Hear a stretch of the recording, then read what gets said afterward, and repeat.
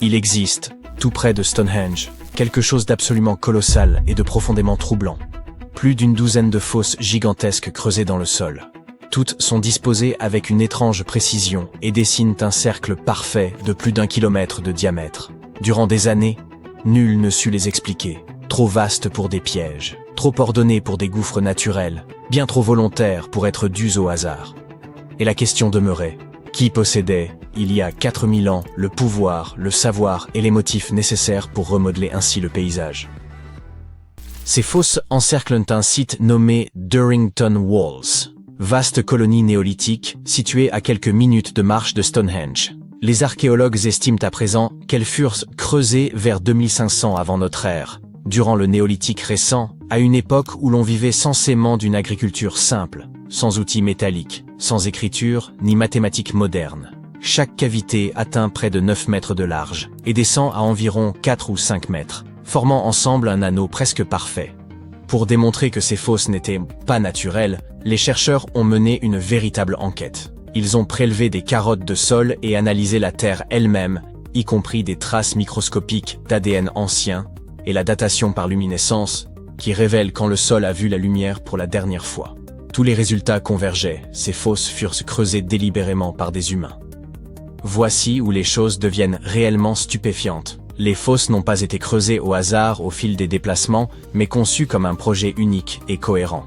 Cela implique que les bâtisseurs néolithiques savaient imaginer un cercle gigantesque, mesurer des distances en terrain découvert et coordonner des équipes sur une immense étendue, sans GPS, sans drone, ni même carte aérienne. Ils ne disposaient que d'hommes, de cordes, d'outils de bois et d'un savoir partagé. Alors pourquoi consentir un tel effort? Les archéologues estiment que ces fosses relevaient d'un paysage rituel plutôt que fonctionnel. Durrington Walls apparaît déjà comme un lieu de rassemblement pour cérémonies, banquets et événements saisonniers. Le cercle aurait pu marquer une limite sacrée, séparant les terres ordinaires d'un espace chargé de puissance spirituelle. Certains chercheurs y voient même une frontière entre le monde des vivants et celui des profondeurs. L'ampleur de cette structure est remarquable. Elle pourrait compter parmi les plus vastes monuments préhistoriques jamais édifiés en Grande-Bretagne, dépassant Stonehenge lui-même si l'on considère sa surface totale. Et contrairement aux pierres dressées de Stonehenge, ce monument est demeuré invisible durant des millénaires, dissimulé silencieusement sous l'herbe. Des générations l'ont traversé sans savoir qu'elle se tenait au cœur d'un immense tracé ancien. Longtemps, nous avons sous-estimé les peuples anciens. Nous les pensions soumis à la nature, plutôt que capables de la transformer. Pourtant, des découvertes comme celle-ci ne cessent que de le démentir. Les bâtisseurs de Durrington Walls ne se contentaient pas d'habiter le paysage, ils l'ont conçu. Ils raisonnaient en termes de géométrie, de symboles et de sens inscrits dans la durée. Et ce n'est pas un cas isolé. Partout dans le monde, grâce aux technologies récentes, les scientifiques mettent au jour des preuves montrant que les sociétés anciennes travaillaient à des échelles immenses avec une précision saisissante. Dans la forêt amazonienne, des chercheurs ont découvert les vestiges de cités vieilles de 2500 ans dissimulées sous la canopée. Ils ont exploré la région à pied pendant plus de 20 ans avant que la technologie ne finisse par lever le voile. Le lidar, comparable à une vision à rayon X capable de balayer un paysage à l'aide de lasers pour retirer virtuellement la jungle, a cartographié plus de 260 km². Il a permis d'identifier plus de 6000 plateformes rectangulaires de terre, sans doute des habitations ou des édifices publics, ainsi que des terrasses agricoles, des réseaux de drainage et des champs soigneusement modelés. Rien d'aléatoire ici. Au moins 15 implantations distinctes apparaissaient, reliées par de larges routes droites traversant le terrain. Ces voies ne suivaient ni les rivières ni les pentes, mais se croisaient à angle droit parfait, dessinant une véritable grille. Les chercheurs estiment que des populations des cultures Kilamop et Upano y vécurent entre environ 500 avant et 300 à 600 après Jésus-Christ. Elles cultivaient le maïs et la patate douce, transformaient le relief et bâtirent un système durable pendant des siècles. De telles découvertes révèlent une réalité frappante. Bien plus de gens vivaient en Amazonie qu'on ne l'avait jamais supposé, des dizaines, voire des centaines de milliers. Et ils ne se bornaient pas à y subsister. Ils façonnaient activement leur environnement. Comme à Durrington Walls, l'essentiel de l'histoire demeurait visible sans être compris, jusqu'à ce que la technologie rattrape enfin le passé. Puis vient le Pérou, avec l'un des plus grands casse-têtes de l'archéologie, les lignes de Nazca. Ces figures colossales d'animaux, de plantes et de formes géométriques s'étirent sur le sol comme un message ancien, si vaste que seuls les oiseaux ou les satellites peuvent en saisir l'ensemble. Pendant des décennies, on a cherché à comprendre pourquoi les Nazca les avaient retracés, comment ils s'y étaient pris, et ce que signifiaient ces motifs monumentaux. Longtemps, l'énigme est restée irrésolue. En parcourant le désert ou en le survolant, les archéologues repérèrent des lignes et des silhouettes et se demandaient s'il en manquait. Car celles déjà connues n'étaient que la partie visible de l'ensemble. Le travail de terrain traditionnel, lentement mené à la main, exigeait un temps considérable. Et malgré cela, des dizaines de dessins plus discrets demeuraient trop ténus pour être perçus à l'œil nu. Ainsi, au lieu de parcourir le désert à pied, les chercheurs ont appris à l'intelligence artificielle à reconnaître des motifs dans les images aériennes et celles prises par drone. Ils ont nourri des modèles entraînés avec des téraoctets de clichés, et l'IA a commencé à signaler des formes, des courbes et des contours anciens dissimulés depuis des siècles. En à peine 6 mois, elle a repéré 303 géoglyphes, jusque-là inconnus dans le désert de Nazca. Cela a presque doublé le nombre de figures recensées et révélé des catégories entières de dessins. Certaines de ces formes sont minuscules, de quelques mètres à peine, mais voisines de figures géantes comme le colibri ou le singe. Grâce à ces découvertes, les chercheurs peuvent enfin éprouver leurs hypothèses sur la fonction des lignes. Il apparaît qu'elles n'étaient pas de simples ornements. Beaucoup servaient sans doute de parcours ou d'itinéraires pour des déplacements rituels. Et qu'on se rassure, l'IA ne remplace pas les archéologues. Ceux-ci vérifient chaque piste sur le terrain et interprètent tout ce que les machines mettent au jour. De retour en Grande-Bretagne, le cercle de Fos se rattache aussi à une structure encore plus ancienne. Un site du début du néolithique nommé Robin Hood's Ball. Éloigné des pierres célèbres, il semblait tout à fait secondaire. Pourtant, il s'avère que Robin Hood's Ball remonte à environ 3600 avant notre ère, soit près de 5 siècles avant Stonehenge. Il s'agit de ce que les archéologues appellent une enceinte à fossés interrompus, un vaste ouvrage circulaire de talus et de tranchées discontinues. Les fossés y sont divisés en courts segments séparés par de petits intervalles. Loin d'exclure les gens, cet ensemble devait les rassembler. Les archéologues pensent que ces enceintes servaient de lieu de regroupement, de festins, de rituels et de cohésion sociale pour les premières communautés agricoles. Puis survint un rebondissement inattendu. Lors de l'aménagement d'un terrain à Larkhill, sur une colline au nord-est de Stonehenge, destiné à des logements militaires, les archéologues mirent au jour les traces d'une autre enceinte de ce type. La carte s'en trouva bouleversée. Le paysage ne s'était pas développé à partir de Stonehenge. Il était déjà animé bien avant l'érection des pierres. En poursuivant les fouilles, les chercheurs découvrirent des centaines d'outils en silex, de fines pointes de flèches en forme de feuilles, des fragments de crânes humains et des bois de cervidés, sans doute employés pour creuser. Puis apparut la poterie. Des styles différents surgissaient selon les secteurs, dans les fossés ou dans des fosses voisines. Or ces styles sont de véritables empreintes culturelles. Leur diversité suggère que plusieurs groupes fréquentèrent le même lieu, y apportant leurs traditions, leurs outils et leurs objets. Tout cela transforme notre regard sur Stonehenge. Les pierres n'ont pas jailli du néant. Elles se sont dressées dans un paysage déjà chargé de sens, de mémoire et de circulation. Chaque découverte nouvelle, qu'elle provienne de Stonehenge, de l'Amazonie ou du Pérou, oblige les archéologues à réécrire les manuels et le monde entier à repenser l'idée de progrès.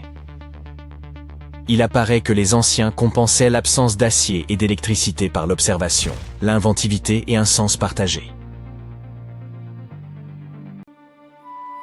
Il était une fois un phare si haut qu'on pouvait apercevoir son faisceau à 48 km de distance. Une tour mystérieuse qui était le symbole de la richesse et du génie de l'ingénierie. Faite de pierres si gigantesques et lourdes qu'elles nous laissent encore sans voix. Comment ont-ils fait ça? Elle a survécu à plusieurs tremblements de terre consécutifs jusqu'à s'effondrer au XIVe siècle. Avançons jusqu'à aujourd'hui. Des archéologues viennent de remonter 22 de ces blocs colossaux des fonds marins. Ils sont en train de reconstituer la tour pour que nous puissions à nouveau l'admirer et l'explorer. Mais pas comme vous pourriez l'imaginer. Le phare d'Alexandrie n'était pas un phare parmi d'autres. C'était le phare des civilisations anciennes. L'une des merveilles du monde les plus durables. Construit vers 280 avant notre ère sur une petite île appelée Pharos, il culminait à environ 100 mètres de haut. À titre de comparaison, c'est plus haut que la Statue de la Liberté, ou Big Ben. Toutefois, gardez à l'esprit qu'elle fut construite avant l'invention de la grue, de la poutre en acier et des amateurs de musculation, et cela devient époustouflant. Pour les marins, apercevoir cette tour scintillante, c'était comme de voir enfin le panneau de sortie après des heures de conduite sur l'autoroute la plus dangereuse du monde. Le phare était un soulagement pour leurs yeux fatigués, car la légende dit que les eaux autour de Pharos étaient difficiles, pleines de récifs cachés extrêmement dangereux pour les navires. D'anciennes sources prétendent que sa construction a nécessité environ 12 ans, avec un coût avoisinant les 800 talents d'argent athéniens, une unité de poids antique proche de 26 kg. Cela signifie que quelqu'un a dû transporter des coffres contenant 23 tonnes de pièces de monnaie pour régler la note, sans chariot élévateur, très probablement à travers la mer. Incroyable. Le phare était tellement impressionnant que le mot « pharos » a fini par être utilisé pour désigner les phares dans tout un tas de langues. Sa structure suivait un design à 3 étages. Elle était carrée à la base, octogonale au milieu et cylindrique au sommet. Tout en haut, il y avait une statue, vraisemblablement de Zeus ou de Poséidon. L'extérieur du phare en calcaire blanc avait été poli avec un enduit attrape-soleil, de sorte qu'il brillait comme un phare même sans feu. La nuit, la situation changeait. Le bois était difficile à trouver en Égypte, donc le feu pouvait être alimenté par des fagots de racines de papyrus, voire de la naphte pour une flamme plus vive. Quel que soit le combustible, sa lueur était amplifiée par un miroir massif en bronze poli. Les miroirs en bronze étaient assez courants à l'époque. Ce n'est qu'à la Renaissance, bien après que le Pharos se soit effondré, que les miroirs recouverts de verre sont devenus la norme dans les phares européens. Pendant la journée, ce même miroir pouvait réfléchir la lumière du soleil, et la silhouette blanche éclatante de la tour, ainsi que la fumée s'élevant de son feu, aidaient les marins à trouver leur chemin. Alexandrie était l'un des ports les plus fréquentés du monde ancien, rempli de marchands, de voyageurs et de messagers, et son phare était son monument emblématique. Anecdote amusante. Si vous êtes fan de l'univers de Game of Thrones, vous avez certainement pensé à la Hightower de Villevieille. Certains fans spéculent que non seulement le phare fictif, mais la ville elle-même proviennent, par inspiration, d'Alexandrie. Et l'amour de George R.R. Martin pour les merveilles anciennes ne s'arrête pas là. Il y a aussi le titan de Braavos. L'auteur bien-aimé a confirmé le parallèle intentionnel avec le monumental colosse de Rhodes. Pendant plus de 1600 ans, le phare s'est dressé fièrement face au temps, aux tempêtes, aux guerres et aux intrigues, tout comme dans Game of Thrones. Mais il a finalement été défait par la nature elle-même. Malheureusement, une série de grands tremblements de terre, au cours du XIVe siècle, ont eu raison de lui, éparpillant ses pierres massives sur le fond marin. Pendant plus de 5 siècles, les vestiges du phare sont restés là, sous les vagues, le tout se transformant essentiellement en un jardin de pierres submergées. Les plongeurs le savaient, mais remonter des blocs de 60 tonnes est un travail de super-héros. Ou alors il faut une grue surpuissante. Et jusqu'à récemment, il était beaucoup plus sûr de laisser ces blocs là où ils étaient. Alexandrie est, encore aujourd'hui, un port animé, et n'est pas ce qu'on appelle un endroit très propice à l'archéologie délicate. Dans les années 1990, des archéologues ont commencé à cartographier toute la zone autour de l'île de Pharos. Ils ont trouvé des blocs de calcaire et de granit taillés avec précision, certains montrant encore des bords sculptés. Au fil du temps, plus de 100 pièces massives ont été cataloguées, y compris des morceaux de colonnes, de statues et de gigantesques blocs de construction qui ne pouvaient provenir que du phare. Finalement, en 2025, des équipes égyptiennes et françaises se sont associées et ont amené une super grue et une équipe de plongeurs. Lors d'une opération méticuleusement planifiée, ils ont remonté 22 dalles géantes du fond marin. Il y avait des éléments tels que des linteaux de porte, des dalles de seuil et un pylône mystérieux, supposé être une sorte de monument. Certains de ces blocs pèsent entre 70 et 80 tonnes, ce qui équivaut au poids de 20 éléphants africains. Ces énormes blocs de pierre sont sur la terre ferme pour la première fois depuis plus de 600 ans. Mais que va-t-il se passer maintenant? Les chercheurs s'apprêtent-ils vraiment à reconstruire le phare comme un gigantesque modèle Lego? Pas tout à fait. On ne peut pas simplement empiler des blocs vieux de plusieurs siècles comme ça. Pour commencer, personne n'est sûr à 100% de l'apparence exacte du phare d'Alexandrie. Oui, nous avons des dessins et des indices, notamment de petites images gravées sur des pièces romaines d'Alexandrie. Mais elles ressemblent plus à des croquis rapides d'artistes qu'à des plans détaillés. Impossible donc de s'en servir comme modèle. Et puis il y a le problème des pièces manquantes. Ces pierres récupérées ne représentent qu'une fraction de la structure originale. Au fil des siècles, une grande partie des matériaux du phare a été réutilisée. En fait, l'endroit où se dressait autrefois le phare abrite désormais la citadelle de Qaitbay, une forteresse construite directement sur ses anciennes fondations. Le fort n'est pas seulement un symbole du passé, mais aussi une attraction touristique et un repère alexandrin bien reconnaissable. Donc, non, Alexandrie ne va pas retrouver sa tour légendaire, du moins pas de cette manière. Au lieu de cela, ces pierres nouvellement récupérées sont destinées au laboratoire de conservation pour être étudiées. Des spécialistes vont nettoyer, stabiliser et documenter chaque rainure sculptée et chaque marque de burin. Plus tard, elles iront probablement dans un musée. Après tout, cela fait partie du trésor national. Cependant, ce n'est pas la fin de l'histoire. Nous avons encore la technologie de notre côté et celle-ci nous promet de recréer un phare entièrement explorable, exactement comme il était il y a des siècles. Cette entreprise incroyable porte le nom de Projet Pharos, et sa mission est de transformer ces énormes pierres transportées, linteaux, seuils, dalles de base, et même le mystérieux pylône, en un jumeau numérique complet et visitable du phare d'Alexandrie. Chaque pièce bénéficie d'un scanner 3D haute résolution, rejoignant plus de 100 fragments déjà enregistrés sous l'eau. Le but n'est donc pas uniquement la recherche scientifique. Le projet Pharos vise à redonner au phare son aspect et son ambiance d'origine et à le transformer en musée. Les structures de 100 mètres de haut ont souvent beaucoup d'escaliers, mais la réalité virtuelle est, par chance, bien moins éprouvante pour mes pauvres vieux pieds. Les visiteurs du musée pourront se promener autour de sa base en réalité augmentée, tandis que les chercheurs pourront utiliser le modèle pour tester de nouvelles théories sur sa structure et sa fonction. Espérons que nous pourrons personnaliser notre propre atmosphère, tamiser les lumières et examiner les murs comme dans un jeu vidéo. Je me demande s'ils y mettront aussi des pigeons et des goélands pour le rendre encore plus authentique. Nous n'avons pas encore beaucoup de détails, mais l'ensemble est en train d'être documenté et sera présenté dans un film très informatif. Bien que nous n'ayons pas de cabine pour voyager dans le temps, des designers talentueux peuvent nous faire retrouver le passé le plus enfoui. Ils ont simplement besoin d'un concept efficace. Certes, de nos jours, vous pouvez presque tout recréer en 3D, mais l'essentiel ici est l'authenticité. Remettre tout à sa place d'origine. Et c'est bien ce que le projet Pharos souhaite réaliser. Peut-être qu'un jour, toutes les merveilles du monde antique finiront par être recréées de manière similaire, mais il n'y a aucune raison de s'arrêter là. Le tourisme virtuel peut faire gagner du temps et de l'argent. Bien que rien ne puisse remplacer une expérience réelle, visiter des lieux authentiques recréés en réalité virtuelle pourrait être une très bonne solution pour le tourisme de masse. Les habitants sont déjà enthousiastes. La citadelle de Qaitbay attire déjà des gens, mais désormais, Alexandrie s'apprête à accueillir sa première attraction touristique numérique. Bientôt, quiconque possédant un casque VR pourra se tenir au sommet de cette merveille historique, plisser les yeux en regardant le coucher du soleil et enfin répondre à cette question brûlante. Est-il possible de s'épuiser en montant des escaliers virtuels? Et pourquoi pas aussi personnaliser la bande sonore? Les autorités états-uniennes nous cachent quelque chose. Elles ne souhaitent pas que les citoyens lambda découvrent un jour la vérité. Sur Internet, vous pouvez tomber sur de nombreuses photos truquées et des lieux fictifs, mais presque aucun n'est authentique. Alors, quel secret gardent-elles? Vous ne vous attendez certainement pas à cela.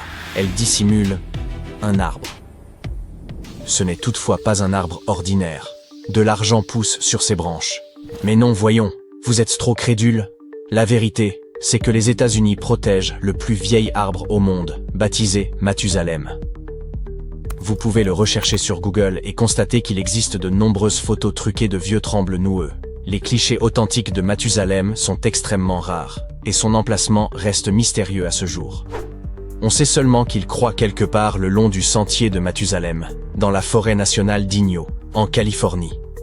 C'est un pin Bristol Cone, âgé de plus de 4600 ans. Imaginez le frisson de toucher son tronc et de sentir le poids de milliers d'années d'histoire. Mais ce n'est pas une expérience à reproduire. C'est précisément pour cette raison que son emplacement est tenu secret. Si des milliers de visiteurs touchaient l'arbre ou prélevaient de petites branches, ils ne survivraient pas un mois. De nombreux arbres de cette région sont fragiles, affectés par la sécheresse et infestés de divers insectes. Ce qui met Mathusalem en danger. Ne l'approchez surtout pas, même si vous parvenez à localiser l'endroit. L'arbre fut découvert par le dendrochronologue Edmund Schulman. Un dendrochronologue est un scientifique spécialisé dans l'étude des cernes des arbres anciens. Mais nous y reviendrons plus tard. Schulman mit au jour cet arbre au milieu du XXe siècle et, au cours des 50 années qui suivirent, il devint l'objet de nombreuses rumeurs et légendes. Comment Schulman sut-il qu'il s'agissait de l'arbre le plus ancien? En 1957, il préleva un échantillon et examina les cernes annuelles de l'arbre. Chaque année, en effet, une couche se forme à l'intérieur d'un arbre, constituant un anneau distinct. Rassurez-vous, les scientifiques ne coupent pas le tronc. Un simple morceau, de l'épaisseur d'un crayon, suffit à l'analyse. Plus le nombre de couches est élevé, plus l'arbre est ancien. Schulman compta les cernes de Mathusalem et découvrit qu'il croissait depuis plus de 4600 ans, ce qui le rendait plus âgé encore que les séquoias géants considérés jusqu'alors comme les plus anciens de la planète. En 1958, Schulman divulgua au monde l'existence de Mathusalem et publia son image dans le National Geographic. Dès cet instant, l'arbre acquit une immense notoriété. Nombreux furent ceux qui désirèrent en détacher un cône ou une brindille, si bien que les autorités interdirent toute publication relative à son emplacement. Plus tard, d'autres chercheurs étudièrent les cernes de Mathusalem et suggérèrent qu'il pourrait être légèrement plus jeune, certains étant trop effacés ou endommagés pour être comptés. Quoi qu'il en soit, il demeure officiellement l'arbre le plus ancien sur Terre. Mais ça n'a pas toujours été le cas. En 1964, un géographe, Donald Curry, découvrit un arbre nommé Prométhée, âgé d'environ 5000 ans. Et savez-vous ce qu'il fit? Il l'abattit purement et simplement. Les raisons de son geste restent débattues. L'outil destiné au prélèvement était peut-être cassé, ou bien il ignorait comment s'en servir. Le résultat fut cependant tragique. L'arbre ne survécut pas. Espérons que rien de semblable n'arrive à Mathusalem, et qu'il connaîtra une longue existence. Mais pourquoi les scientifiques s'inquiètent-ils autant? Certes, cet arbre peut révéler de nombreux secrets de l'histoire de notre planète. Mais une autre raison existe. Selon une hypothèse, il pourrait vivre indéfiniment si personne ne le coupait, et si les sécheresses ou les parasites ne le détruisaient pas. En somme, Mathusalem s'apparente à une fontaine de jouvence offerte par la nature. Imaginez que l'on puisse appliquer ce prodige aux humains. Très bien, nous savons désormais ce que cachent les États-Unis. Mais connaissez-vous le secret qu'abrite l'Australie? Il ne s'agit pas seulement d'un arbre, mais d'une île. Même si l'on vous autorisait à la visiter, l'accès resterait difficile. Cette île se situe entre l'Australie et l'Antarctique, au cœur de l'océan. Mais il est fort improbable que l'on vous accorde ce privilège. En réalité, l'île Heard demeure totalement vierge de toute présence humaine. Et l'Australie souhaite qu'il en soit ainsi. Sur Internet, les informations fiables à son sujet sont rares. Nous savons seulement qu'elle comporte 2 volcans actifs, la plus haute montagne d'Australie, ainsi que plusieurs glaciers. Mais le plus fascinant, c'est qu'elle abrite des animaux que l'on ne trouve nulle part ailleurs. Son écosystème fermé protège des espèces qui n'ont peut-être jamais croisé l'homme. L'île suivante est bien connue et se situe au Brésil. Les autorités ne la cachent pas, mais en restreignent l'accès aux touristes. Même si vous obteniez l'autorisation de la visiter, vous n'en auriez probablement guère envie. Il s'agit de l'île aux serpents, dont le nom en dit long. Cette terre concentre le plus grand nombre de serpents venimeux au monde, les trigonocéphales insulaires. Une morsure de l'un de ces serpents représente un danger critique pour l'homme. Ils peuplent toute l'île et ne rencontrent pratiquement aucune concurrence d'autres animaux. Seuls des spécialistes, capables de manipuler ces reptiles, peuvent s'y rendre. Nombre d'endroits secrets demeurent inaccessibles, car les humains peuvent les endommager involontairement. Il ne s'agit pas d'une malveillance de notre part. Le simple fait d'être là peut modifier de minuscules éléments invisibles de la nature. Voici un exemple frappant du type de destruction que nous sommes capables de provoquer. Vous avez certainement déjà vu des photos de peintures rupestres anciennes représentant des chevaux et des taureaux. L'une des grottes les plus célèbres est celle de Lascaux, en Dordogne. Sur ces murs, on a découvert plus de 600 dessins et environ 1500 gravures, datant de 20 000 ans et représentant diverses espèces animales. Les chercheurs ouvrirent la grotte au public, ce qui provoqua un désastre. Trop de visiteurs perturbèrent l'écosystème de la grotte. Un champignon apparut et se répandit sur les murs, détruisant les anciennes fresques. Ce fut une véritable tragédie pour le monde scientifique. La grotte fut rapidement fermée aux visiteurs, et seuls quelques archéologues y ont désormais accès. Personne ne sait quand ou si la grotte rouvrira. Et ces témoignages de l'histoire humaine des premiers peuplements européens risquent de rester définitivement hors de portée du public. Notre prochaine destination secrète se situe à Svalbard, archipel norvégien. Il s'agit de la réserve mondiale de semences de Svalbard, un immense coffre-fort capable de conserver 4,5 millions de graines de diverses espèces. Les autorités affirment que ces graines y sont stockées pour préserver la population en cas de catastrophe locale. Beaucoup pensent cependant qu'elles sont conservées pour l'apocalypse, afin de replanter la terre si tout venait à disparaître. Pourquoi avoir choisi Svalbard parmi tous les pays? Son climat froid et sec offre des conditions idéales pour la conservation des graines. Le coffre est fortement sécurisé et classé confidentiel. Nul n'y pénètre sans autorisation. Tous nos lieux secrets sont liés à la nature. Une île, une forêt, une grotte. Mais que diriez-vous de terminer la vidéo en ville? Celui-ci se cache à la vue de tous, mais dissimule une pièce secrète à laquelle il est impossible d'accéder. À Atlanta, en Géorgie, à l'intérieur d'un musée doté d'une sécurité de pointe, un coffre garde jalousement la recette secrète du Coca-Cola. Comment?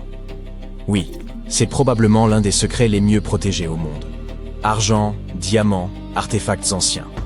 Rien n'est surveillé avec autant de rigueur qu'un simple bout de papier contenant la formule de la boisson. Ce secret est préservé depuis plus de 125 ans. Le dispositif de stockage unique et le système de sécurité rendent tout cambriolage quasiment impossible. On peut visiter le musée et observer la porte du coffre, mais rien d'autre. Il peut sembler extravagant de protéger ce simple document, mais cette boisson a rapporté des milliards à l'entreprise. Coca-Cola demeure l'une des boissons les plus populaires depuis plus d'un siècle et continue de générer des profits considérables. Il n'est donc guère surprenant que sa recette soit conservée avec de telles précautions. Dans un avenir proche, des chercheurs parviennent à extraire l'ADN d'une créature disparue depuis la nuit des temps.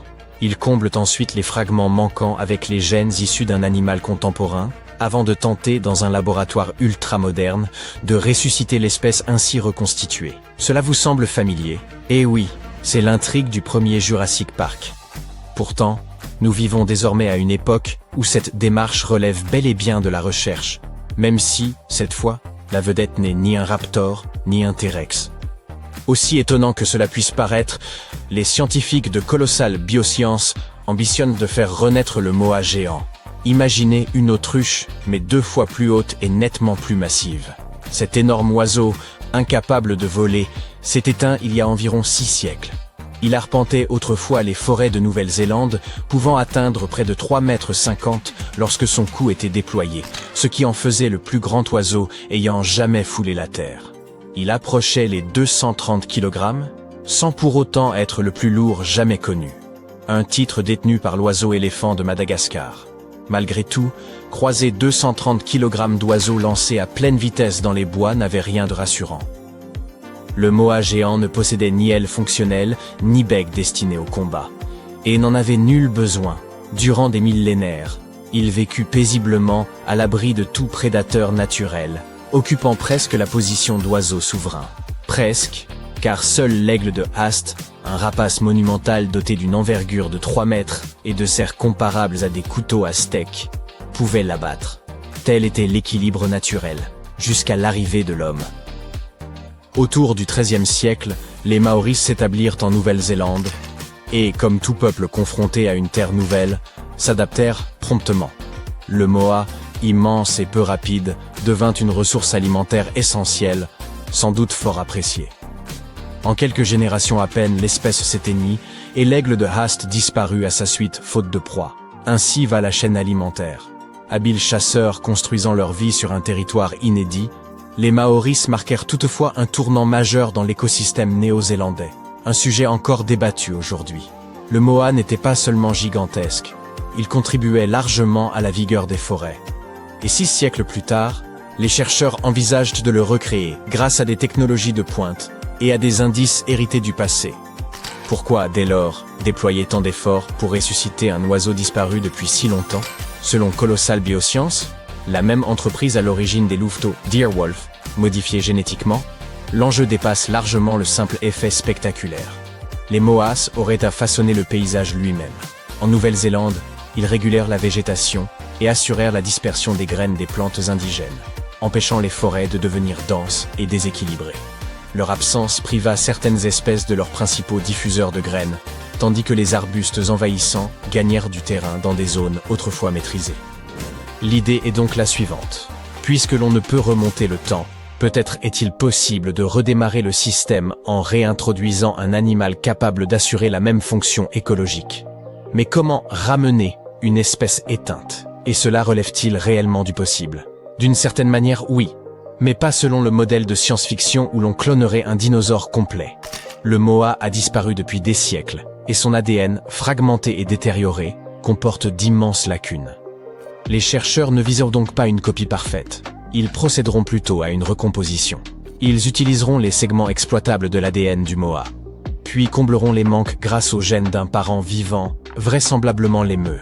Grâce à l'outil CRISPR, comparable à un logiciel de retouche appliqué au génome, ils combineront l'ensemble, modifieront l'embryon et le développeront en laboratoire. Si tout fonctionne, l'animal obtenu ressemblera, se déplacera et se comportera comme un moa, sans pour autant en être un double génétique. Il ne s'agira ni d'un clone, ni d'un spécimen parfaitement authentique. Toutefois, Colossal Biosciences estime cela suffisant. Si l'animal adopte les comportements du moa et remplit le même rôle écologique, l'objectif est atteint. Il ne s'agit donc pas de recréer littéralement le passé, mais de façonner un organisme nouveau chargé d'assumer une fonction ancienne. C'est ici que les choses deviennent intéressantes. Colossal Biosciences ne semble qu'entamer son entreprise. L'équipe dispose déjà d'une véritable feuille de route consacrée au retour d'espèces disparues. Outre le moa géant, elle s'emploie à ressusciter le mammouth laineux, le dodo et le thylacine, également appelé tigre de Tasmanie. Chacun s'est éteint pour des raisons distinctes, mais l'objectif demeure identique. Créer une forme moderne capable de combler les vides écologiques qu'ils ont laissés. Les mammouths laineux étaient des éléphants de l'ère glaciaire, compagnons occasionnels des paresseux terrestres, faisant vibrer le sol arctique à chacun de leurs pas, abattant arbres et tassant la neige. Durant cette époque, la région n'était pas le désert glacé actuel, mais la steppe à mammouth, une vaste prairie sèche et venteuse, s'étendant de l'Espagne à la Sibérie puis jusqu'à l'Alaska, couverte d'herbes résistantes au froid et de buissons épars. Les mammouths contribuaient à maintenir cet équilibre. Certains chercheurs estiment que leur disparition aurait favorisé la transformation de ces milieux ouverts en zones humides saturées, capturant davantage de carbone.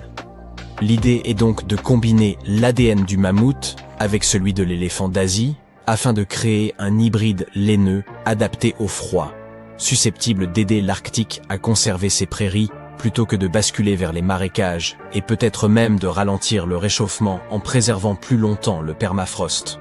Le dodo est sans doute l'espèce disparue la plus emblématique de l'histoire. Il vivait à l'île Maurice, se nourrissant de fruits et participant à la dispersion des graines dans la forêt. Après l'arrivée des navigateurs européens, sa population déclina progressivement jusqu'à s'éteindre à la fin du XVIIe siècle, moins d'un siècle après sa découverte. Certains scientifiques pensent que son absence a profondément marqué l'écosystème insulaire. On cite souvent le tambalacoque, ou arbre du dodo, qui aurait peut-être dépendu de l'oiseau pour favoriser la germination de ses graines. Bien que cette hypothèse soit débattue, il demeure probable que le dodo contribuait à l'équilibre végétal de l'île.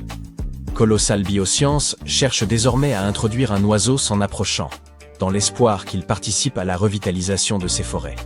Et puis vient le thylacine, sans doute mon préféré. À la fois proche du loup et du kangourou, orné de rayures rappelant celles d'un tigre, il n'en demeurait pas moins un prédateur majeur régulant les populations de proies de son territoire. Accusé d'attaques contre le bétail, il fut traqué jusqu'à l'extinction. Les chercheurs pensent qu'un nouveau thylacine pourrait contribuer à restaurer l'équilibre là où il a été rompu. Ainsi, même si le MOA attire aujourd'hui toute l'attention, il ne constitue qu'un projet parmi une liste bien plus ambitieuse. Toutefois, c'est ici que s'ouvre le véritable débat, car ce programme de retour des bêtes d'antan ne fait pas l'unanimité. Tandis que certains scientifiques rêvent d'offrir une seconde chance à ces espèces, beaucoup s'interrogent encore. Aidons-nous réellement l'environnement, ou nous contentons-nous de le sonder à coups de technologies coûteuses? Ces créatures nouvelles ne sont pas des reproductions fidèles, mais des recompositions. Suffisamment proches peut-être, mais jamais identiques. De plus, les écosystèmes ne fonctionnent pas comme des machines dont on remplacerait simplement une pièce en espérant retrouver le même résultat. Il existe aussi une inévitable part d'incertitude. Un MOA conçu en laboratoire pourrait se comporter autrement que son ancêtre, consommer des plantes inadaptées ou perturber l'équilibre local en dominant des espèces absentes lors de son existence passée. Certains spécialistes redoutent qu'introduire de nouveaux organismes dans les écosystèmes actuels ne se retourne contre nous. Le monde où ils reviendraient a changé, et, dans certains cas, leurs anciens habitats ont purement disparu. À cela s'ajoute une inquiétude plus profonde, le message transmis au sujet de l'extinction. Si l'on croit qu'il suffit de ramener une espèce pour corriger une perte, ne risque-t-on pas d'affaiblir la perception de l'urgence écologique? Protéger les espèces menacées semblera-t-il moins vital si l'extinction cesse d'être définitive? Malgré une prouesse scientifique indéniable, les questions éthiques persistent. Faut-il raviver des espèces perdues ou redoubler nos efforts pour préserver celles qui subsistent encore? Et si ces deux approches doivent coexister, comment les mener à bien? Qu'il s'agisse de mammouths, de moas ou de dodos, une chose est sûre. Nous n'étudions plus simplement la nature, nous possédons désormais le pouvoir d'en modifier les règles. Et comme le rappelait l'oncle Ben, un grand pouvoir entraîne de grandes responsabilités. Dites-nous ce que vous en pensez, et comme toujours, restez du côté sympa. Durant des siècles, le monde s'est interrogé sur la manière dont les géants de l'île de Pâques avaient été déplacés. Peut-être que de puissants chefs mobilisaient de vastes groupes d'ouvriers pour les haler, ou que l'élite détenait le contrôle de carrières dédiées à la taille des statues. Mais nous savons à présent que les habitants de Rapa Nui ne traînaient pas leurs statues moai comme de simples troncs inertes jusqu'à leur emplacement. Ils les faisaient marcher. Les chercheurs ont étudié près d'1 millier de moai, analysant leur forme, leurs proportions, leurs traces d'usure, ainsi que la légère inclinaison vers l'avant et la base incurvée que beaucoup présentaient. Puis une évidence s'est imposée. Ces détails relevaient d'un choix d'ingénierie. L'inclinaison déplace le centre de gravité, tandis que la base arrondie permet à la statue d'osciller tel un pendule. Une fois le mouvement lancé, l'inertie soutient chaque pas. Imaginez que vous fassiez avancer un immense enfant de pierre à l'aide de cordes et d'un subtil jeu d'équilibre. Pour en apporter la preuve, l'équipe a construit une réplique de 4,35 tonnes. Les statues originales pesaient autour de 13 tonnes, certaines atteignant 80 tonnes. Avec 18 personnes aux cordes, ils ont fait parcourir à cette statue environ 90 mètres, soit la longueur d'un terrain de football, en près de 40 minutes. C'était plus rapide et plus aisé que de tirer un bloc à plat sur des rondins ou des rouleaux. Les anciennes routes de Rapa Nui facilitaient aussi l'opération. Larges d'environ 4 mètres, leur courbure vers l'intérieur aidait à maintenir la statue stable pendant sa progression. Chaque déplacement ne consistait pas seulement à la faire avancer, il impliquait aussi de modeler la route elle-même. Aujourd'hui encore, le paysage de l'île laisse voir ces voies qui se croisent, parfois parallèles comme des itinéraires alternatifs. Les anciens ouvriers dégageaient sans doute une portion de terrain, faisaient avancer la statue, nettoyaient davantage, puis la faisaient basculer de nouveau, selon un rythme précis. Ils semblaient consacrer autant d'efforts à préparer le chemin qu'à mouvoir la statue. Ainsi, les anciens Rapa Nui n'avaient besoin ni de milliers d'hommes, ni de machines modernes. Tout reposait sur l'ingéniosité, le sens du rythme, la coopération et une conception avisée. Leur transport n'était pas l'unique mystère entourant les moai. On savait qu'ils rendaient hommage à d'importants chefs, sans comprendre pourquoi ces emplacements précis avaient été retenus pour les statues. La plupart se dressent le long du littoral, presque comme s'ils montaient la garde autour de l'île. Une équipe de chercheurs a donc examiné ces sites avec une attention redoublée, et la réponse s'est révélée liée à l'eau.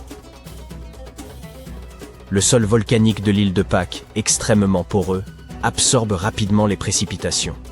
Faute de rivières et de cours d'eau suffisants, l'eau douce y était très limitée. Il y a des siècles, les habitants dépendaient des résurgences d'eau souterraine. L'eau accumulée en profondeur dans des couches de roches ou de sol, appelées aquifères, remontait naturellement vers la surface. Lorsqu'elle surgissait près des côtes, elle se mêlait à l'eau de mer tout en demeurant potable. Les habitants de l'île la recueillaient précisément à ces points côtiers, là même où ils érigeaient les fameux moai. Ils ne se contentaient pas d'orner le rivage, ils signalaient la ressource d'eau douce la plus essentielle de l'île. La majorité des corps de moai étaient taillés dans le tuf volcanique, une pierre tendre et facile à sculpter, et la plupart provenaient d'une même carrière située à l'intérieur d'un ancien volcan. En octobre 2023, un incendie a ravagé le site, suscitant l'inquiétude de tous ceux qui sont attachés à Rapa Nui et se soucient de sa capacité à résister à de futurs désastres. Lorsque des scientifiques sont arrivés en janvier suivant, la communauté locale leur a demandé de documenter la carrière, au cas où un autre feu l'endommagerait irrémédiablement. Les géographes ont alors effectué une trentaine de vols de drones au-dessus du site, collectant pas moins de 22 000 photographies. Pendant des mois, ces images ont été traitées par des logiciels afin d'assembler chaque fragment en un modèle en 3 dimensions d'une précision exceptionnelle. Désormais, il est possible d'explorer Ranoraraku, l'une des carrières les plus importantes de l'île de Pâques, sans même avoir à se rendre sur place. Ce modèle ne sert pas seulement de visite virtuelle. Il a révélé l'existence de plusieurs ateliers à l'intérieur de la carrière, ainsi que des techniques de taille variant d'un secteur à l'autre. Il n'existait donc pas un chef unique dictant la méthode, mais des ateliers distincts, chacun lié à un clan familial spécifique. Cela suggère aussi que les moai pouvaient être déplacés par bien moins de monde qu'on ne l'imaginait, probablement entre 20 et 50 personnes, soit l'effectif d'une famille étendue ou d'un petit groupe lignageux sur l'île. La plupart des statues étaient sculptées couchées sur le dos, du sommet vers la base. Dans la méthode la plus courante, les artisans façonnèrent d'abord le visage, yeux, nez et bouche, puis dégagèrent la tête et le corps autour de ces traits. Une seconde approche inversait l'ordre. Le bloc entier était d'abord taillé selon la forme générale d'un moai, et les détails n'étaient ajoutés qu'ensuite. Plus rarement, certains sculpteurs travaillaient la pierre de côté, directement dans une paroi presque verticale, ce qui exigeait une maîtrise technique remarquable. Et alors même que les chercheurs avaient cartographié plus d'1 millier de moai et pensaient en avoir fait le tour, l'île leur a réservé un retournement inattendu. Au cœur du lit d'un lac asséché, un lieu où personne n'attendait la moindre découverte, une nouvelle statue est apparue en 2025. C'était la première jamais repérée dans un ancien bassin lacustre, et peut-être pas la dernière. Pendant au moins 2 ou 3 siècles, la lagune atteignait près de 3 mètres de profondeur, rendant impossible toute construction ou installation humaine au fond. Les scientifiques estiment que les moai ont plus de 500 ans. Il est plausible que les Rapa Nui aient déplacé cette statue à une époque où le lac était temporairement à sec. La découverte mesure un peu plus d'1,50 m, soit moins que la plupart des autres statues de l'île. À mesure que la région s'assèche, le fond du lac dévoile ce qu'il dissimulait depuis des siècles. D'autres statues pourraient encore reposer sous les roseaux denses qui ont recouvert la zone pendant des générations. Désormais, avec le retrait des eaux, les chercheurs pourraient employer des instruments de détection souterraine afin d'identifier ce qui demeure enfoui. Tandis que les scientifiques poursuivent leurs recherches et élucident peu à peu les mystères des statues, la nature semble jouer contre eux. Une étude récente indique qu'à l'horizon 2080, les vagues saisonnières pourraient pénétrer suffisamment loin à l'intérieur des terres pour atteindre plusieurs des imposants moai de l'île de Pâques. Ces géants de pierre ont déjà résisté au soleil ardent, aux vents persistants, aux pluies battantes, aux lichens progressant lentement sur leur surface et même aux incendies. Toutefois, l'élévation du niveau marin menace déjà les côtes, exposant à présent les moai à un danger plus grave que tout ce qu'ils ont affronté jusqu'ici. Les chercheurs ont conçu un modèle informatique extrêmement précis, un jumeau numérique, d'une baie située sur la côte sud-est. Ils ont simulé divers scénarios d'élévation du niveau de la mer, afin d'analyser la propagation des vagues dans cette zone. Les résultats montrent que d'ici 2080, les vagues pourraient atteindre les 15 moaïs du site, et l'une des statues les plus emblématiques et photographiées de l'île risquerait d'être submergée. Le site d'Ahu Tongariki, installé sur une vaste plateforme cérémonielle, attire davantage de visiteurs que presque tout autre ensemble de moaïs sur Rapa Nui. Et la menace ne s'arrête pas là. Des dizaines d'éléments culturels majeurs alentours sont également vulnérables. Anciennes habitations, pétroglyphes gravés dans la roche, sépultures, jardins lithiques. En somme, toute la mémoire matérielle de l'histoire culturelle de l'île. Si ces risques ne sont pas maîtrisés, Rapa Nui pourrait même perdre son statut au patrimoine mondial de l'UNESCO. Désormais mieux informés, les chercheurs souhaitent mobiliser ces données pour renforcer la protection du site.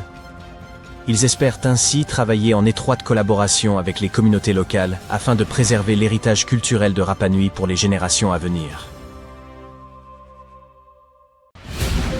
Des plongeurs ont fait une découverte incroyable dans un gouffre en Floride. Et c'était « Stop ! Il faut placer un avertissement ici ». Vous êtes sur le point d'entendre des informations scientifiques plutôt inhabituelles. Ce savoir fera de vous le petit malin de votre cercle d'amis, mais il y a aussi le risque qu'on vous prenne pour un crâne d'œuf. Il serait donc peut-être préférable de garder cela pour vous. Quoi qu'il en soit, ce ne sera pas superflu. Ainsi, vous savez que les scientifiques divisent l'histoire de notre planète non seulement en périodes de temps, mais aussi selon les animaux qui vivaient à une époque donnée. Par exemple, il y a 2000 ans, la Terre aurait été habitée par le blobfish. Et on appellerait cela la période du blobfish. C'est une blague. Une telle période n'a jamais existé, mais vous voyez l'idée. La période comprise entre environ 479,2 et 358,9 millions d'années s'appelle le Dévonien, ou l'âge des poissons. Savez-vous pourquoi? Parce que les premiers poissons ont commencé à apparaître sur la planète. Le Paléogène est la période des grands mammifères. La célèbre période jurassique marque l'apparition des dinosaures géants, que l'on voit souvent au cinéma. Même aujourd'hui, nous vivons dans une période appelée le Quaternaire.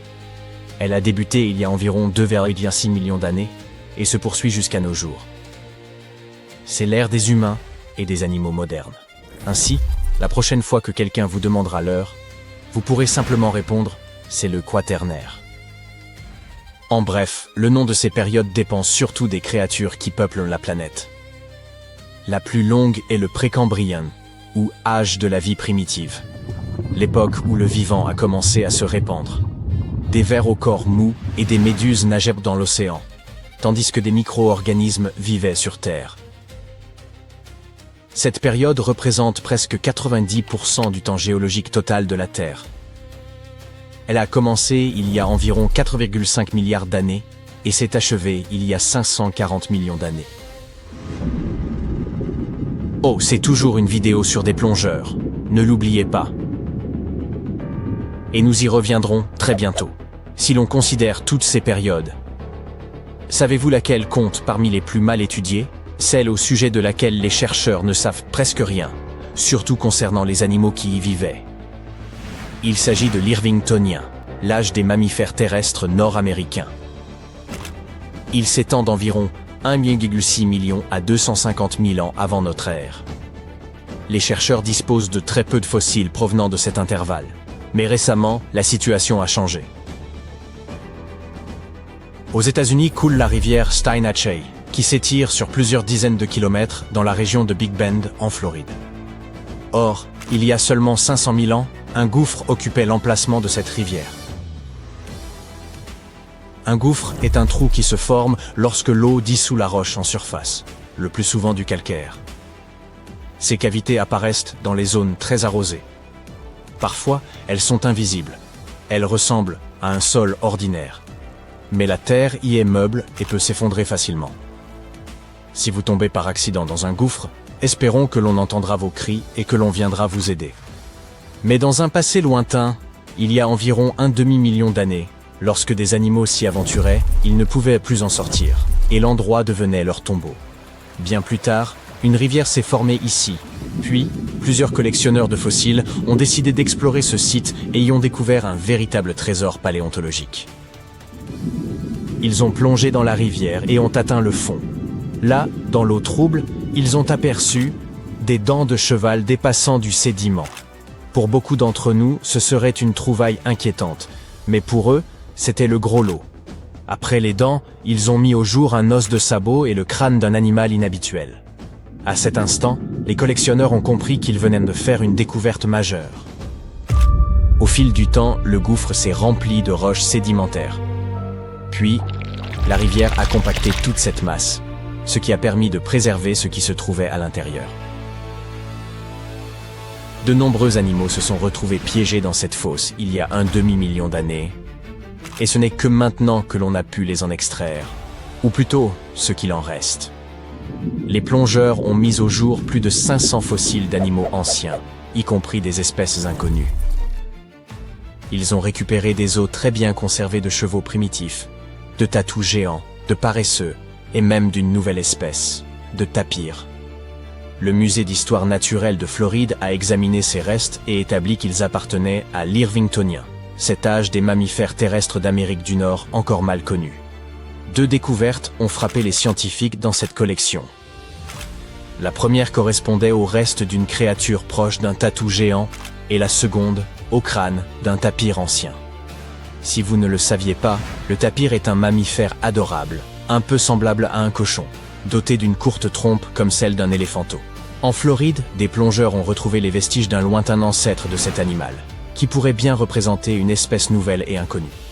La majorité des fossiles du gouffre appartiennent à des équidés cabalins primitifs, un sous-groupe qui inclut les chevaux domestiques actuels. Leurs restes sont si bien conservés que les chercheurs ont pu observer des traces d'usure sur leurs dents, ce qui permettra aux spécialistes de mieux comprendre le régime alimentaire de ces créatures anciennes. On entend souvent parler de découvertes de restes d'animaux anciens ou de dinosaures dans des grottes, des ravins ou au fond de lacs. Mais imaginez qu'on en retrouve dans un musée. Tout a commencé au début des années 2000, au nord de la frontière de Floride, dans le sud-ouest de la Géorgie. Il y avait là une mine où l'on extrayait de l'argile. Un jour, des ouvriers ont mis au jour des restes d'animaux anciens et les ont confiés au musée d'histoire naturelle. Ces vestiges sont ensuite restés en réserve, en attendant leur heure. Puis, un jour, quelqu'un s'est mis à les trier et a remarqué une mystérieuse vertèbre appartenant à un animal inconnu. Cette petite trouvaille a retenu son attention, et il y est revenu encore et encore, l'étudiant pour comprendre à quelle espèce cet os pouvait appartenir. Un jour, il a compris qu'il s'agissait d'un lézard éteint encore inconnu, ressemblant à un tégu, ces prédateurs que vous avez peut-être déjà aperçus et qui est vaguement dévarant. L'os était âgé d'environ 15 à 17 millions d'années. Concluons notre vidéo par quelque chose d'un peu étrange. Vous voyez ce morceau de pierre couleur ambre, strié de bandes. Ou peut-être n'est-ce pas vraiment une pierre, on dirait plutôt un coquillage très ancien. En réalité, vous êtes en train de regarder le plus vieux fossile connu de l'histoire. Il s'agit d'un stromatolithe, et son âge est... Vous aurez du mal à le croire. Essayez de deviner. 100 millions d'années? 500 millions? 1 milliard? Non. Ce fossile a environ 3,4 milliards d'années. Il représente l'une des toutes premières formes de vie sur Terre. Enfin, pas la pierre elle-même. Le stromatolithe n'est qu'un support. La forme de vie primitive, ce sont ces fines bandes, appelées cyanobactéries, de minuscules organismes unicellulaires. Mais que dire des vestiges de quelque chose de plus grand, par exemple d'animaux anciens? Voici les trilobites. Ils vivaient ici durant la période cambrienne, qui a commencé il y a environ 500 millions d'années. C'est à ce moment-là que de nombreux invertébrés et poissons ont commencé à apparaître. Leurs exosquelettes ont permis aux trilobites de rester remarquablement bien conservés, malgré leur âge. C'étaient des arthropodes qui ressemblèrent à un mélange d'araignées, de scorpions et de mutants venus d'une autre galaxie. Ces animaux ont existé pendant très longtemps, et l'on retrouve leurs restes presque partout dans le monde. Ils sont apparus dès le tout début du Cambrien, ont traversé cette période, puis se sont éteints à la fin du Permien.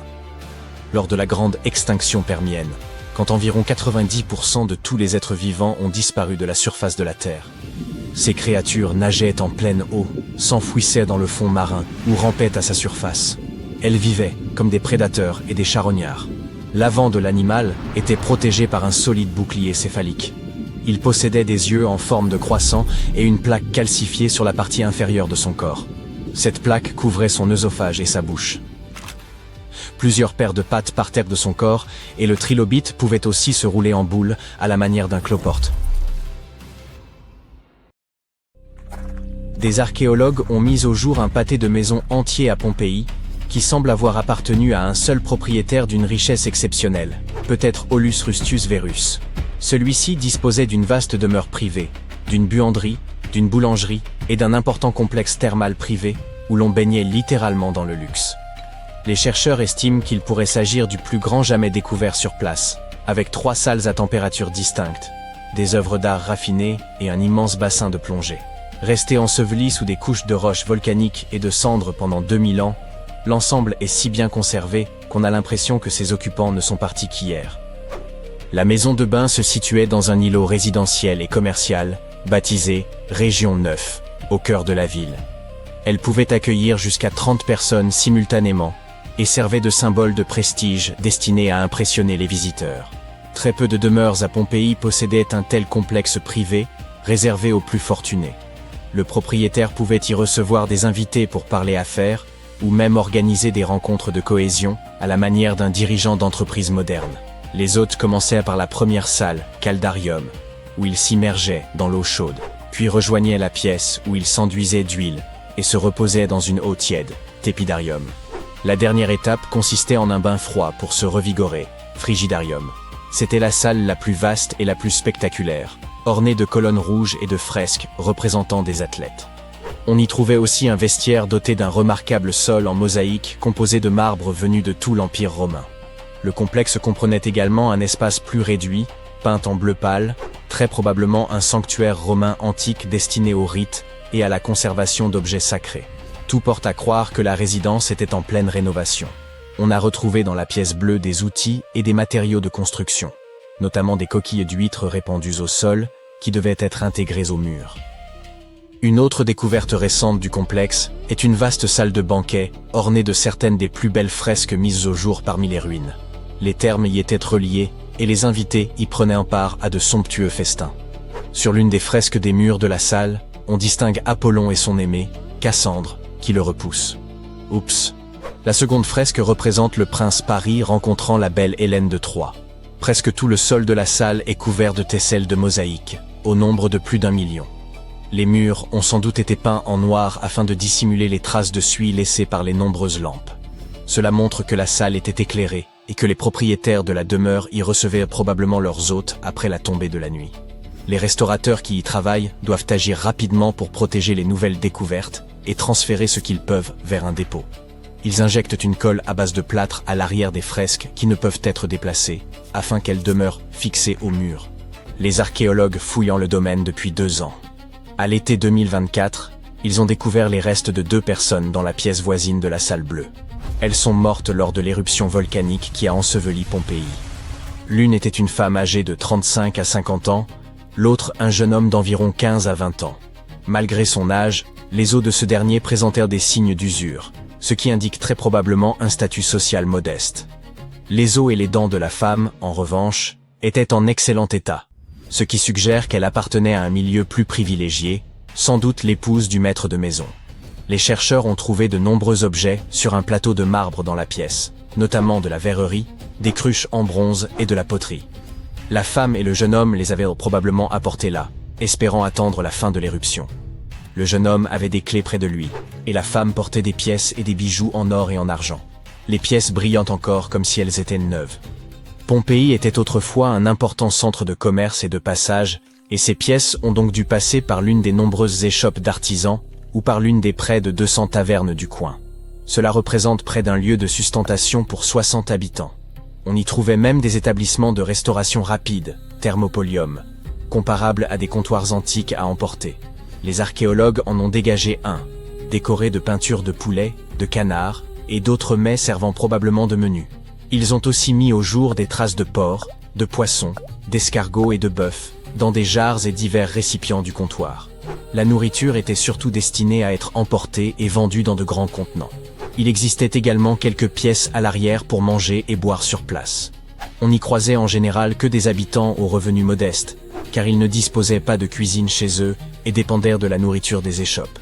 Les familles aisées disposèrent de cuisine dans leur demeure, mais il s'agissait de pièces exiguës et mal éclairées, le plus souvent reléguées au fond de la maison. La plupart du temps, on n'y trouvait qu'un large foyer en briques. Certaines familles plus fortunées avaient de fait aménagé, dans un angle, un petit âtre, comparable à un four à pizza. Les seuls autres équipements étaient un bassin pour la cuisson et la vaisselle, et parfois quelques tables en bois destinées à la préparation des aliments. Les Romains ne possédaient pas d'ustensiles sophistiqués comme les nôtres, mais ils avaient tout ce qui leur était nécessaire. Ils utilisaient des poêles en bronze ou en fer, de profondes marmites, ainsi que de petits fours portables pour cuire le pain. Au lieu d'assiettes, la nourriture était servie sur de grands plats ronds, discus. Le déjeuner était un repas léger, généralement composé d'un peu de viande ou de poisson, de fruits et parfois de quelques boissons. Rapide et sans prétention, il ne donnait pas lieu à des invitations. Comme la chaleur était intense à Pompéi, on faisait ensuite la sieste. Plus tard dans l'après-midi, on se rendait au bain public ou privé, où l'on se détendait, nageait et conversait avec des amis pendant des heures. Enfin venait le repas principal, cena, plus copieux et parfois partagé avec des invités.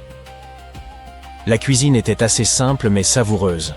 La plupart des plats étaient à bouillie, fumés, frits ou cuits au four, puis relevés par un féculent épaississant, amulum, ou par une sauce de poisson, garum.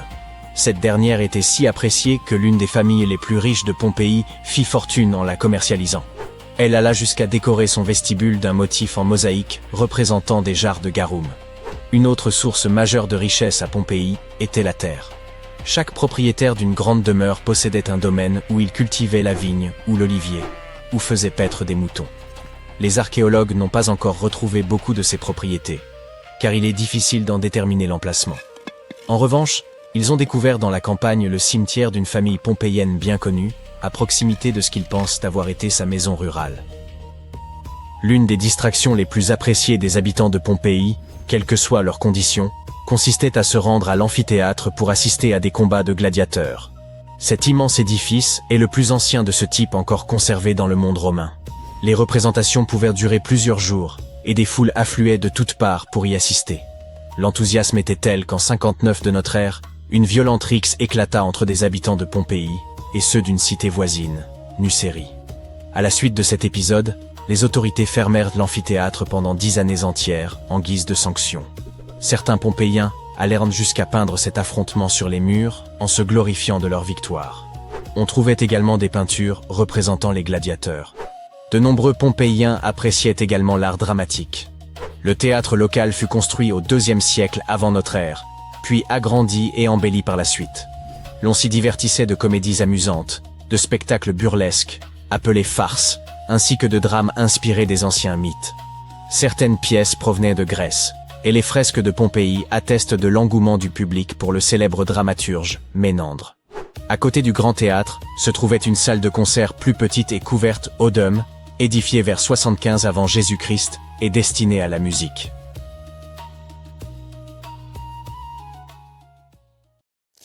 Retenez votre souffle. Nous descendons au fond de la mer. Que découvrons-nous ici?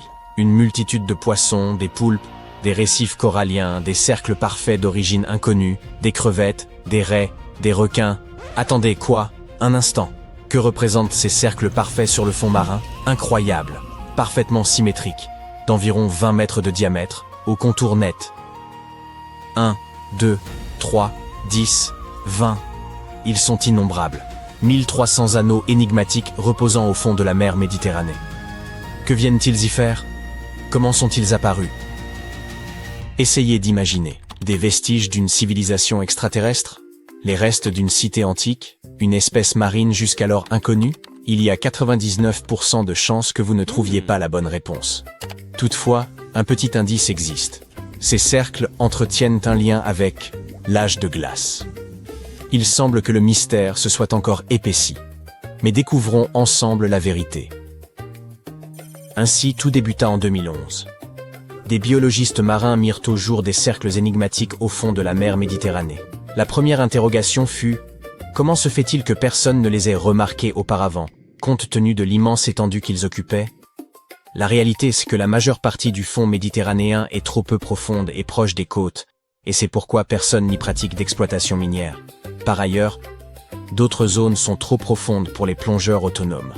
De ce fait, ces cercles se situaient dans une sorte d'angle mort. Poursuivons. Les cercles présentent une taille à peu près identique, avec un contour parfaitement net et une symétrie impeccable. Toutefois, la particularité la plus étrange réside dans la présence d'une tache sombre en leur centre. Visuellement, cela évoque un œuf au plat avec son jaune au milieu. En 2013, des biologistes discutèrent de cette découverte lors d'une conférence scientifique et formulèrent des hypothèses sur la nature de ces cercles. Peut-être étaient-ils liés à des volcans sous-marins ayant laissé de telles marques après l'éruption. Peut-être s'agissait-il d'une formation géologique singulière. Mais pourquoi ces cercles sont-ils si parfaitement ronds? Rien ne suggère qu'ils soient apparus par hasard. Poursuivons. Serait-il possible qu'il s'agisse d'algues coralliennes adoptant des formes insolites? Vous pouvez émettre toutes les conjectures que vous souhaitez, mais les scientifiques devaient descendre au fond et examiner les anneaux de près. Et c'est ce qu'ils firent. Ils constatèrent qu'au centre se trouvait une grande protubérance formée par des algues calcaires rouges. Cette corniche mesurait plusieurs mètres de hauteur et de largeur, avec des excroissances en forme d'éventail qui se balançaient à son sommet. La corniche était entourée d'une sorte d'éboulis pâle. L'anneau noir lui-même se composait de rhodolite, des accumulations d'algues dures et rocheuses. Les chercheurs comprirent alors que ce n'était pas de simples cercles. Ils semblaient vivants. D'autres questions émergèrent alors. Supposons qu'il s'agisse d'algues inhabituelles. Mais pourquoi former de tels cercles? Qu'est-ce qui leur a donné cette forme? Les chercheurs prélevèrent des échantillons du matériau situé au centre des cercles et découvrirent qu'ils dataient d'environ 21 000 ans. À cette époque, des événements d'une ampleur considérable modifièrent l'apparence de la Terre et influencèrent le destin de toutes les créatures qui l'habitaient. Il y a 21 000 ans, c'était le pic de la dernière ère glaciaire. La mer Méditerranée était bien plus petite et plus froide qu'aujourd'hui. Le fond marin sur lequel apparaissaient les mystérieux cercles se situait alors plus près de la surface. Aujourd'hui, il règne l'obscurité, mais à cette époque, cet endroit était baigné par la lumière du soleil traversant l'eau. Les scientifiques découvrirent également plusieurs grottes comportant des strates de roches sédimentaires près des cercles. Autrefois, ces cavités se trouvaient au-dessus du littoral et étaient frappées par les vagues, ce qui provoquait l'érosion et la formation de ces espaces vides. Désormais, elles sont totalement immergées. Que pouvons-nous en déduire? Pendant l'âge de glace, la mer froide n'était pas très profonde. Et ensuite, les scientifiques identifièrent la nature des étranges corniches situées au centre des anneaux. À première vue, elles ressemblaient à des coraux. Mais il s'agissait en réalité de sédiments produits par des algues corallinacées. Ces organismes photosynthétiques construisaient un squelette de carbonate de calcium. Ils se développaient à cet endroit car il offrait chaleur et exposition à la lumière du soleil. Au début, ces algues prospéraient. Elles s'étendaient en formant des structures proches de dômes ou de larges crêpes. Puis, l'ère glaciaire commença à décliner. La température augmenta progressivement, les glaciers continentaux massifs fondirent, et d'immenses quantités d'eau issues de la fonte s'écoulèrent dans la mer Méditerranée. Son niveau s'éleva, le fond devint plus profond, et la lumière se fit de plus en plus rare. Les splendides algues sombrèrent lentement dans l'obscurité. Leurs dômes s'effondrèrent, laissant ces petites corniches centrales et des fragments de carbonate de calcium épars. Pendant des millénaires, aucun organisme n'occupa les alentours de ces vestiges. Mais d'où proviennent les grands cercles? Après la fonte des glaciers, le niveau de la mer Méditerranée se stabilisa il y a environ 8000 ans. Les algues développèrent de nouvelles couches, sous forme de petites corniches, ces poussées en éventail qui se balançaient. L'organisme commença à envelopper les fragments de carbonate de calcium, puis de petits morceaux dévalèrent les corniches. Ils roulèrent dans diverses directions, formant ainsi ces cercles parfaits. Pour l'instant, cette explication paraît la plus réaliste. Les chercheurs reconnaissent ne disposer d'aucune preuve directe confirmant que les cercles sont apparus ainsi, mais rien ne permet non plus de considérer cette hypothèse comme erronée. Si vous espériez que ces cercles avaient été délibérément tracés par quelqu'un ou quelque chose, ne vous méprenez pas. D'autres cercles mystérieux existent au fond de la mer, mais ceux-ci ont été créés à des fins précises par une créature exceptionnelle. En 1995, des plongeurs observèrent de magnifiques cercles aux motifs géométriques directement sur le fond sablonneux au large du Japon. On aurait dit qu'ils avaient été dessinés sur le sable. Ces cercles n'étaient pas anciens, car l'eau aurait effacé les motifs. Effectivement, ces dessins furent rapidement effacés, mais d'autres apparurent ensuite. Personne ne comprenait ce qui se passait. Quelqu'un prenait-il plaisir à taquiner les plongeurs? Mais la réalité s'avéra bien plus fascinante. Ces motifs servaient à séduire les femelles. Et ce quelqu'un n'était autre qu'un petit poisson-ballon à taches blanches. Les mâles de cette espèce agitent leurs nageoires sur le fond, nagent dans différentes directions et créent ainsi d'impressionnants cercles aux motifs complexes. Ils n'ont aucune instruction artistique et ne raisonnent probablement pas de manière abstraite. Mais leur objectif est bien de fonder une famille. Ces poissons mesurent environ 12 cm, tandis que leurs œuvres atteignent environ 2 mètres de diamètre. Ces petits artistes font de leur mieux. Mais que se passe-t-il ensuite?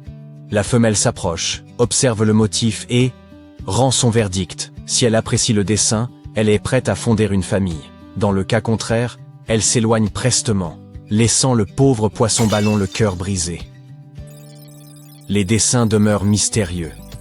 Les scientifiques ne peuvent pénétrer le cerveau du poisson pour obtenir des réponses. Tout ce que nous pouvons faire, c'est observer. Lors de longues sessions d'observation, les chercheurs remarquèrent des détails curieux. Autour du centre, des espaces et motifs parfaitement alignés. Le poisson ne se contente pas de tracer des contours sur le fond, il les décore également avec des fragments de coquillages. Autrement dit, le mâle s'applique avec soin, tel un artiste travaillant sur sa toile. Ce chef-d'œuvre prend forme en 7 à 9 jours, avant que les courants ne l'effacent. Si la femelle n'approuve pas, le poisson doit tout reconstruire. Mais si la femelle choisit le mâle, ils forment alors un couple. La femelle pond ses œufs au centre des cercles, puis nage au loin, tandis que le mâle veille sur eux pendant 6 jours pour les protéger et prendre soin de la progéniture. Le comportement de ces poissons rappelle celui des oiseaux jardiniers, des volatiles qui construisent de petites huttes avec brindilles et feuilles qu'ils décorent de baies et de fleurs colorées. Et tout cela dans le seul but d'attirer une partenaire et de s'assurer une descendance.